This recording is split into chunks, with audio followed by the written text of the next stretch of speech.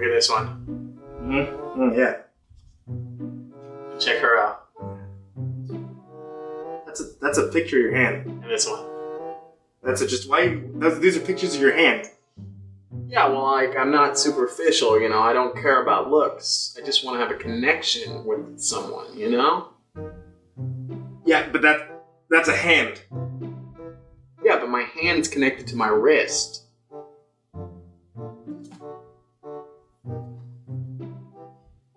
Look, if I read you... This one's got lipstick. If I read another story out of your book, will you shut up and start showing me pictures of your hand?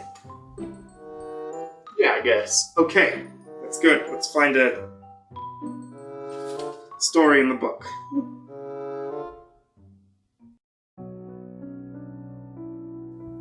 I sit on the wall across the road and opposite my house. It was the house where Laura and Thomas lived, and regrettably, my wife. I used to play with the children around the old oak tree in the back garden.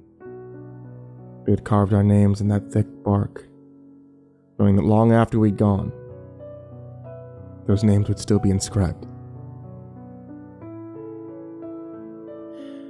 I still hear their laughter as I push them out on the swing. The swing creaks and rattles away from the restraints in the ground as they laugh and scream, "Higher, Daddy, higher, higher!" And they giggle mischievously. Dangling their legs through the air, I push them higher until the chain starts to jerk and the wind picks up, spirals autumn leaves around us all. They scream out again, but not through fear. This was happiness. This was a child's love. The street lamp on my side flickers and struggles to life. The sunlight is turning to night. The lamp hums and it feels like my skull is being drilled into.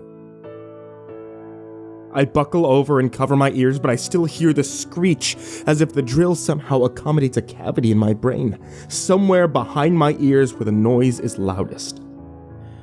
The clinical smell of disinfectant is all around me. When I look up, it's dark. I shield my eyes away from the street lamp, which is still humming and flickering as though a wire is loose.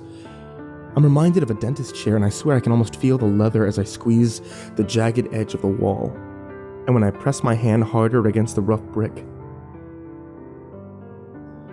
I'm not there anymore. The street has gone. It's disappeared. The humming has stopped, too, because it seems the lamps have taken a walk.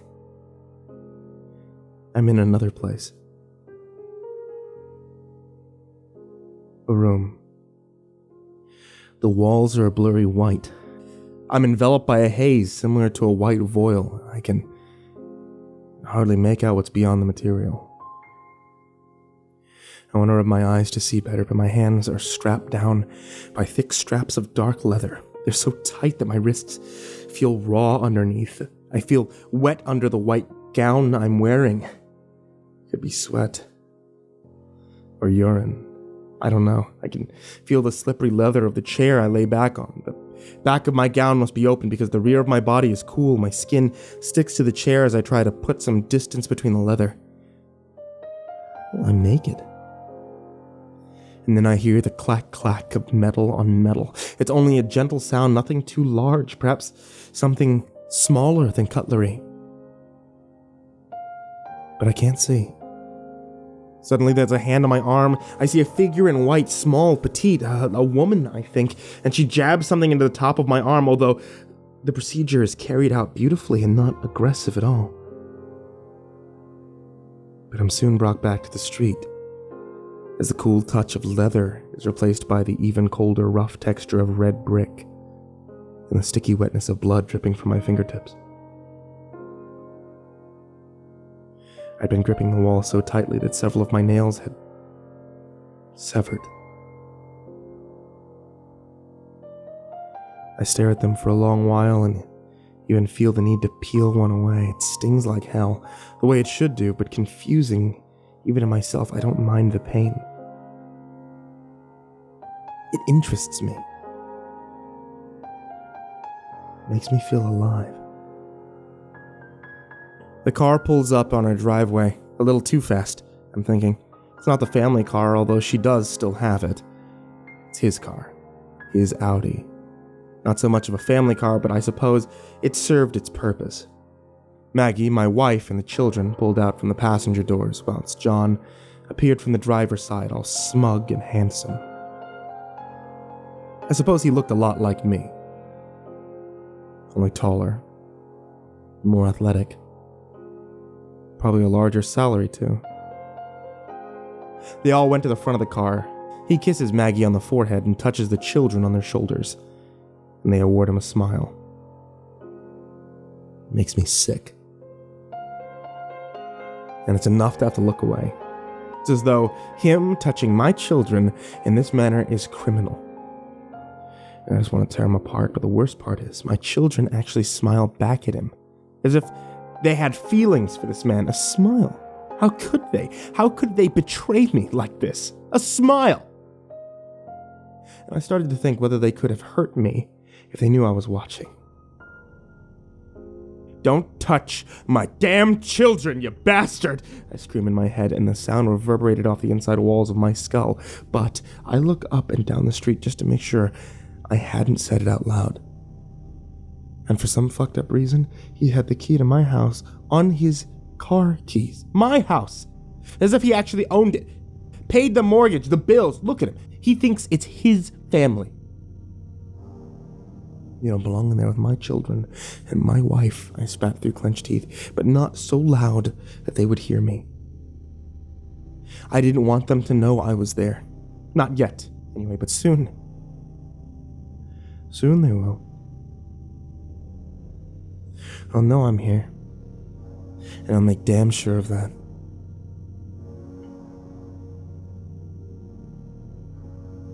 John opened the door, and like a burst water dam, they all burst through the door in laughter. One big happy fucking family. You're a goddamn thief, that's all. You stole them away from me, and you fuck my wife. I bet that felt real good. Just as he closes the door, he looks up at me, the hooded man sitting on the wall opposite his own house, like a stranger who didn't have the right to be there, and I know that legally I didn't. That's what the restraining order says anyhow. That's what they told me, but who gives a shit? How dare they tell me to stay the fuck away from my family? I stare right back at him, confident that the mood was disguised enough.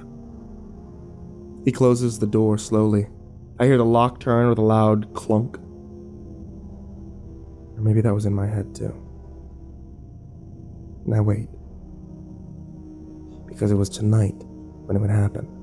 He would need to come out and prepare the garbage for the disposal trucks tomorrow. I knew the routine. It was his routine now. The hours blew by like leaves in the wind, winding up the tension in my head, counting down like a bomb ready to explode. I stayed put, though, patiently sitting on the wall, my hood hiding my face like a shadow phantom. Occasionally, the curtains would twitch. I saw John peering back at the shadow across the street. I wonder if he really knew who I was. If I was recognized in my black hooded disguise. I had been hurt by this man, this thorn who had injected poison into every nerve end and who had stole my family, my way of life. And the children had adapted so well, too. A bit too well for my liking. That part was like a steak knife through the heart. What lies had they told the children? I did wonder, and I created several options in my head. All were possible.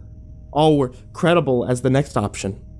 All scenarios were good, and the more I thought of them, twisted them around in my mind, the more I believed them too. My imagination became reality. Reckless, I know. But in truth, I admit, I didn't really know much.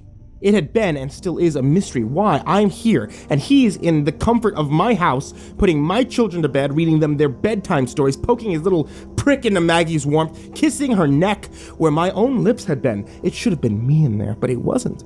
I was here, out here in the cold, with rage shaking inside. Fire was burning in my head, a massive furnace of violence that scorched behind my eyes. I tried controlling the beast with rhythmic breaths, but calming myself only seemed to weaken the cage that imprisoned the rage. "Jacobs?" the stern voice inquired. It sounded deep and rough and then a little more abrupt. Jacobs. I felt a large hand under my arm accidentally pulling at the hairs on my armpit as he struggled to lift. This person smells strong of cheap aftershave, the stuff only used when all the good aftershave is gone. Dad aftershave is what I would call it. It was enough to make anyone sick, but it was faint body odor too, and I suppose this was a blessing and made the aftershave less nasty. And I'm on the cold floor, still wearing the gown, but it's all wet and smells of warm piss. It's mine, I think. Help me out here, man, he says. I think he's talking to me, but I really don't have the strength in my legs to stand, so I'm not messing around with him. I feel kind of out of it. I'm still naked, though, underneath the gown. This man's voice doesn't really make sense. I don't make sense. I try speaking, and I know what I want to say to him, but I can hear it in my head as clear as day, but I can't. Feel my tongue. It only just has enough movement to make clucking noises on the roof of my mouth. But I feel it, and I try moving it more, although it just wants to fall through my lips like a mole peeking its head from a hole. I want to wipe the irritating drool from my chin, itchy as it pours, but I'm too weak. What's happening to me? I tried to say. What have you done to me? I managed to see him, this dark-skinned brute of a man. I don't know why he struggles lifting me. He should be able to flip me over onto his shoulder with one hand alone. Another set of hands help him. I see her too. She looks like a nurse, light brown hair, tied into a bun, kind of. Kind features. Eventually she smiles at me. What have you got yourself into, Jacobs? Gentle voice.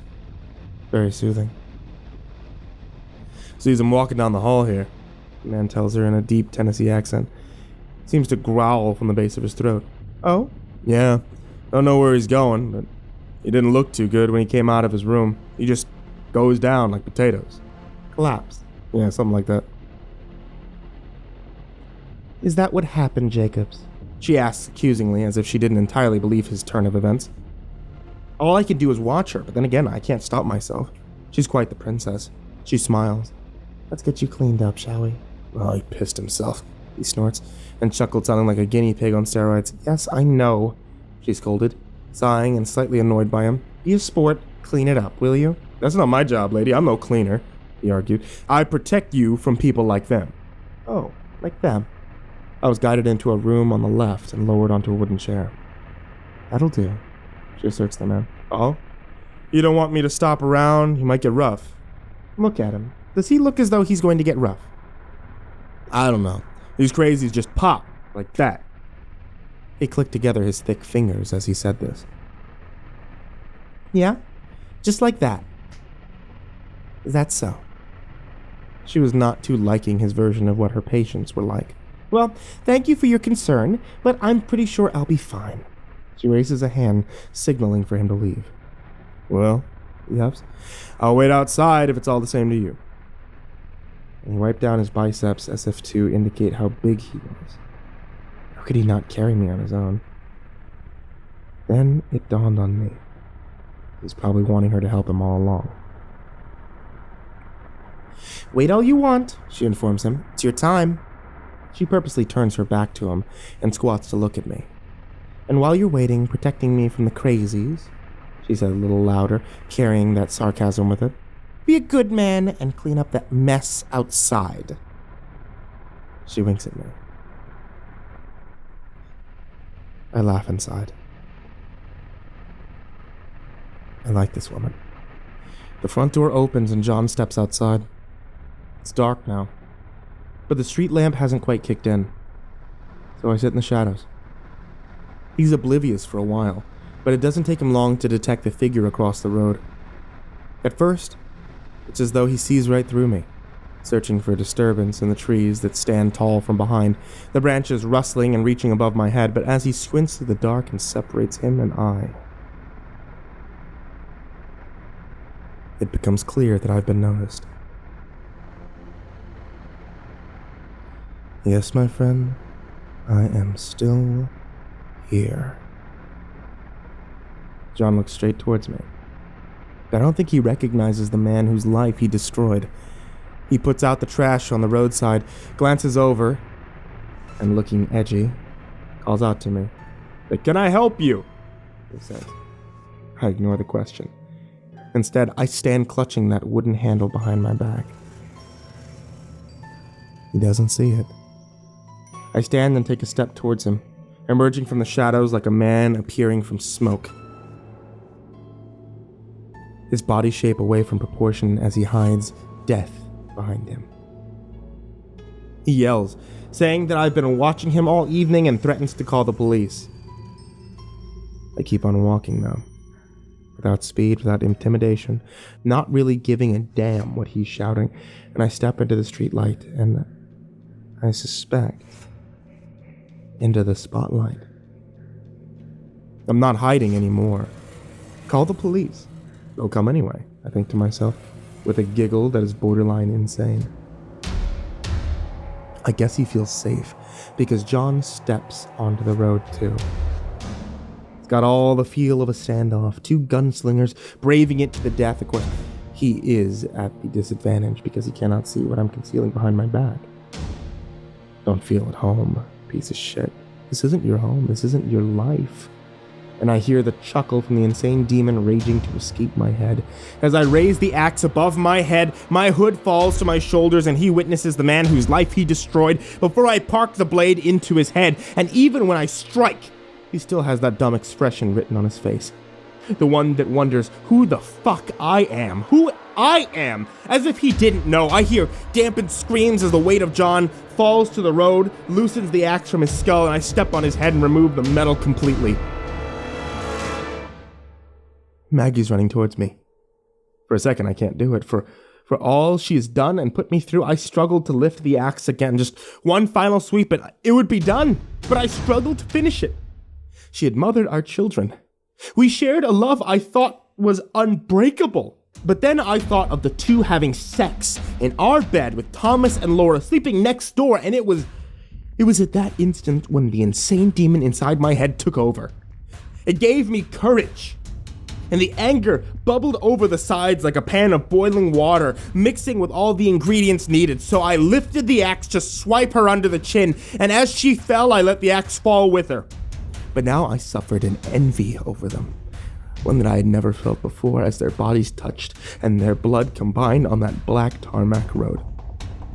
I grabbed the wooden handle and pried the metal from Maggie's chin, levering the blade, twisting it until her bone cracked. As the weapon broke free, more blood pumped from her mouth as though the axe was the only thing sealing the wound. And through the waterfall of thick crimson, I couldn't help but notice the hole it made in the roof of her mouth, and her nose split in half as her flesh draped from her torn lips. "Jacobs, and how do you feel now?" the doctor asked as he sipped coffee from a keep calm and carry on mug. I shrugged, not really knowing how to answer that question. I suppose I should say something like, "Yeah, I feel fine. Better than fine. I feel 110%. But the truth was, allow me to put it in a different way. He gave a long sigh, placing his coffee down and sits back. He removes his glasses, folds them meticulously, and places them in front of him on the green leather writing mat. He watches considerately and said, "If the door was opened for you to leave this establishment, would you step outside knowing that you were, let's say, healthy? Or would you stop where you were because deep down you felt that you were still a danger to everyone beyond these walls?" And by establishment, he meant hospital. "Am I cured?" I rephrased his question. "Is that what you're asking?" "Well, to put it in simple text, yes. That is indeed what I'm asking." He reached out for a cream folder perched on the edge of his desk and opened it. "Your last violent episode, it seems," he trailed down the page with his index finger, "was a little over 18 months ago. How do you feel about that?" "Better, Dr. James." That's what he wanted to hear. And it's what I wanted to tell him, too. Seriously, I wanted to leave. The evidence was in the records, too.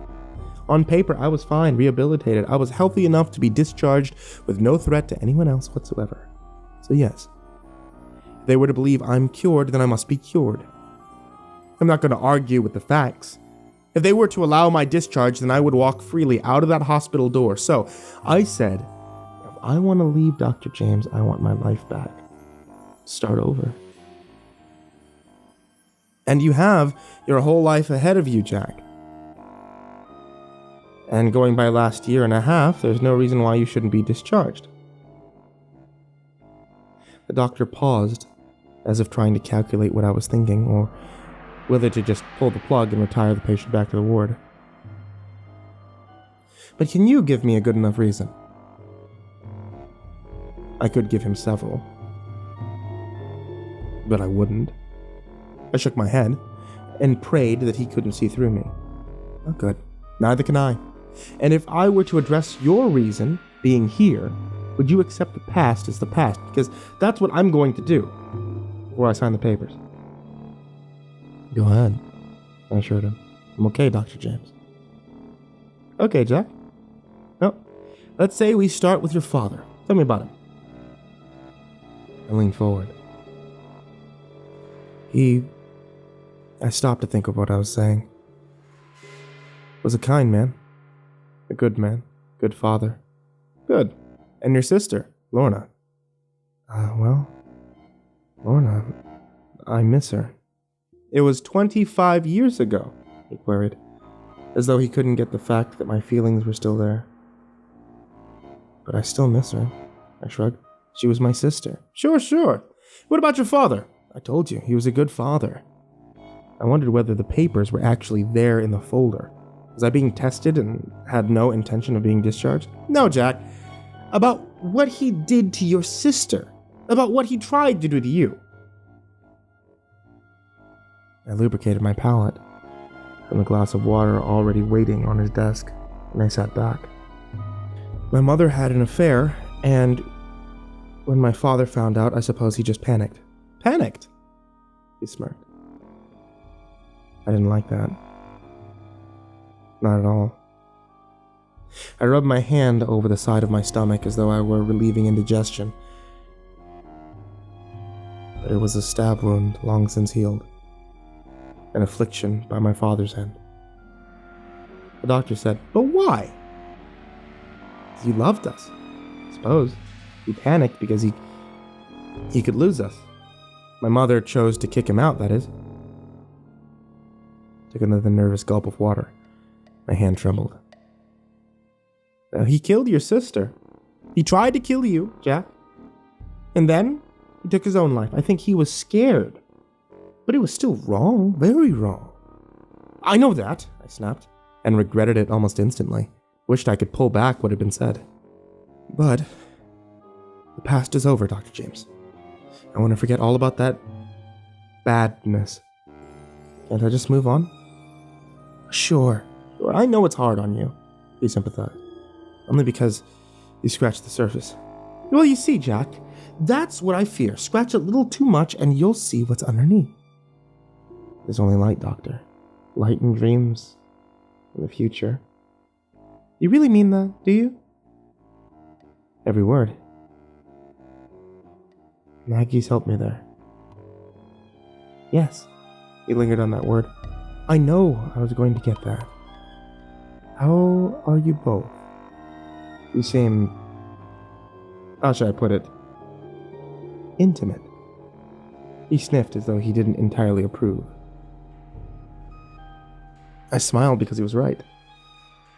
We had grown to like each other.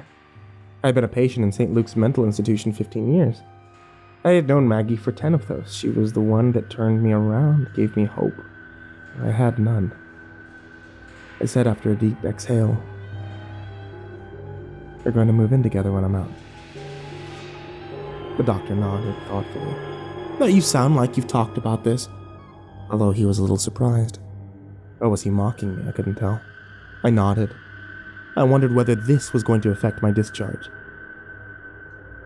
Dr. James reached into the folder and removed a white sheet of paper. "You know what this is?" he asked. is your future, and all it takes is a simple signature by my hand. Put the paper down. Tell me why I shouldn't tear it up right now. Because I gotta tell you, I don't like this Maggie situation. You're both grown-ups. But she's a good, kind person. I know she is. That's just the point. That's why I love her. Love. He snorted and shook his head. Okay. Then you two do what loving people do. He picked up a pen and began scribbling his name on the form, then pointed the pen at me. But you hurt her, Jack. Just one little bit.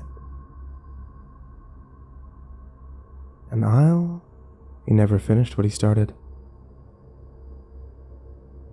But I got the impression perfectly well what it was.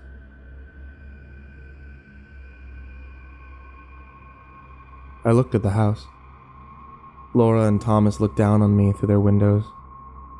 Innocents, staring with petrified eyes. They didn't cry. I don't think they were capable. They were pale as they watched me holding the axe, blood dripping off the blade. I saw the horror written on their faces, and part of me felt ashamed of what I'd done.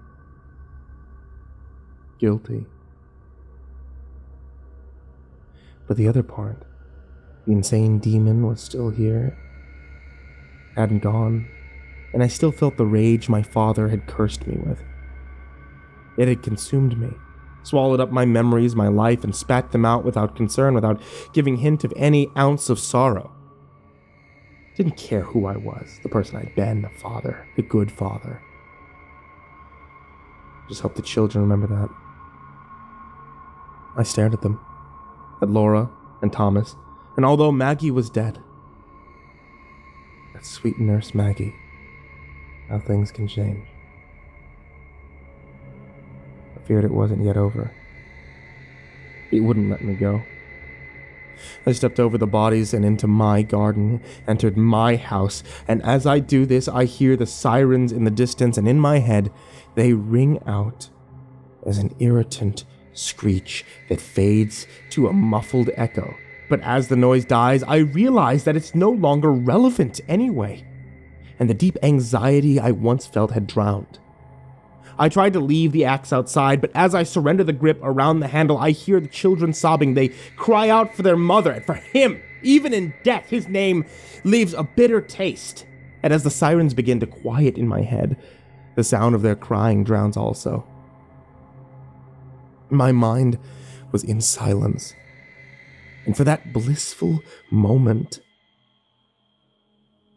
I felt at peace with myself. I understood why my father did what he had done.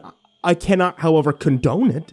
How could I say that murder was right? But I accepted his actions now. It's a trap. The love of a father is strong. It's intoxicating, but once it's gone, the umbilical cord can snap, and you can be free of that emotion that binds a family together. But once it does snap, something inside your brain snaps too, the part where being rational surrenders to insanity. And you distance yourself from the real world. The ropes in which you so desperately cling onto become slippery and easier to let go, and you fall into the darkness.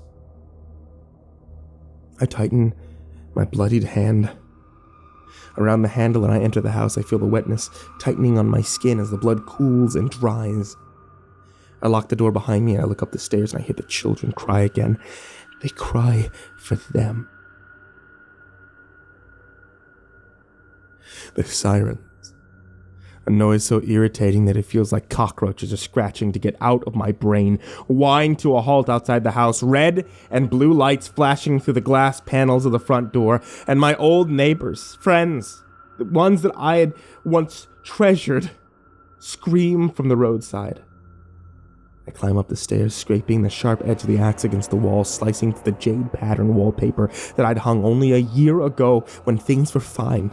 The stairs take my steps as if they owned them. My shoes gently magnetized to the carpet. I follow the sound of crying, but my children's whimpers are as irrelevant to me as the police outside daring to enter.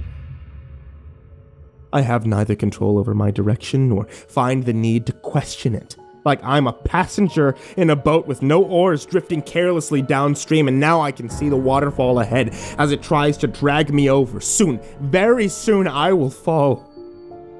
The closer I get to them, the children, it feels like a screw is being tightened deep inside of my head. I feel it creak and protest like the mechanics of a machine stripped of oil, and then something breaks from within. They still cry. Everything's gonna be all right, children, I murmur. And then I say a little louder for them to hear, but I don't think they can because they cry even more. Shh, don't cry. What you saw outside, that wasn't me. I coddled them, a mocking tone in my voice. That wasn't Dad. You're safe now. You're very safe, I promise. I tighten my grip around the handle of the axe and the cogs in my brain fall apart. I was a good father.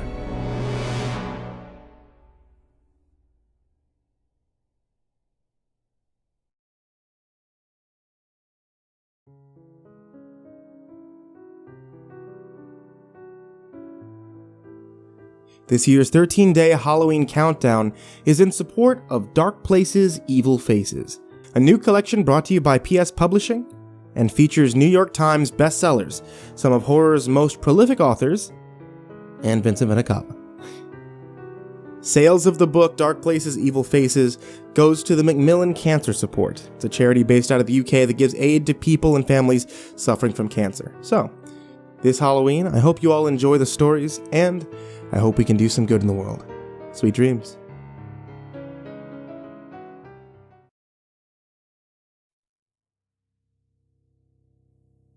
Hey there, kids. It's me, MrCreepyPasta. I hope you enjoyed tonight's story, and thank you all for listening.